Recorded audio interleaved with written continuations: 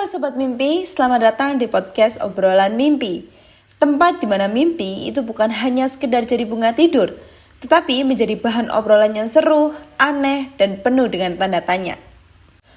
Setiap episodenya, aku tuh bakal kupas tuntas mimpi-mimpi unik, dari yang bikin ngakak sampai yang bikin bulu kuduk merinding. Siap-siap nih buat menyelam lebih dalam ke dunia bawah sadar kita. Bersama aku Fang Fang dan inilah obrolan mimpi. Yuk kita mulai ceritanya. Tapi sebelum itu, aku ingin tanya dulu nih ke kamu. Kamu pernah gak sih, kamu tuh terbangun dari tidur dan masih kebawa perasaan aneh gara-gara mimpi? Iya, itu yang aku alami kemarin. Ada sosok pria yang aku tuh gak kenal, tapi rasanya sangat dekat, tenang, bahkan sedikit romantis, tapi juga bikin aku penasaran. Siapa dia? Dan kenapa dia itu muncul di dalam mimpiku? Itu yang bakal aku bahas hari ini. Aku bertemu dengannya di sebuah rumah kecil yang berada di tengah-tengah pegunungan. Rumahnya sangat jauh dari kata mewah. Lantai yang masih beralaskan tanah, udara yang segar dan dingin, serta terdapat warung kecil di depannya. Memang kondisi warung itu selalu sepi pengunjung. Mungkin ya karena letaknya yang berada jauh dari tempat tinggalnya penduduk.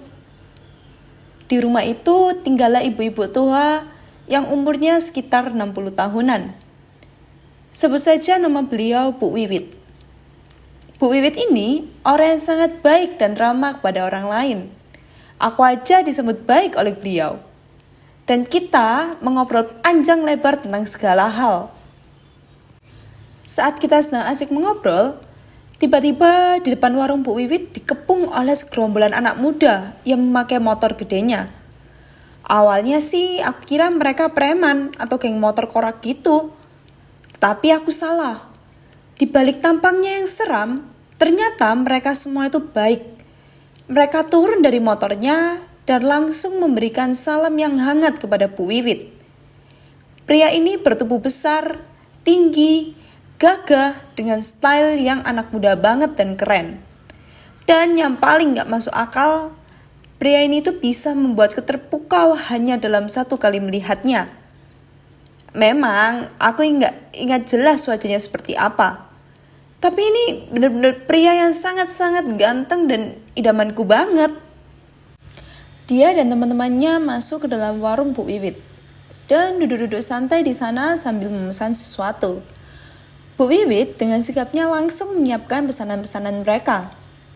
Saat menyiapkan pesanan, Bu Wiwit itu sempat memanggil aku yang masih mengagumi keindahan satu pria ini dari depan warung.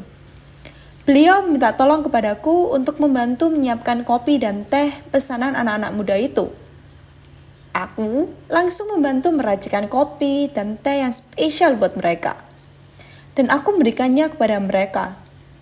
Satu pria yang sempat aku kagumi itu, dia akhirnya membuka suara kepadaku. Makasih ya, kopinya enak banget. Wah, aku langsung meloncat kegirangan.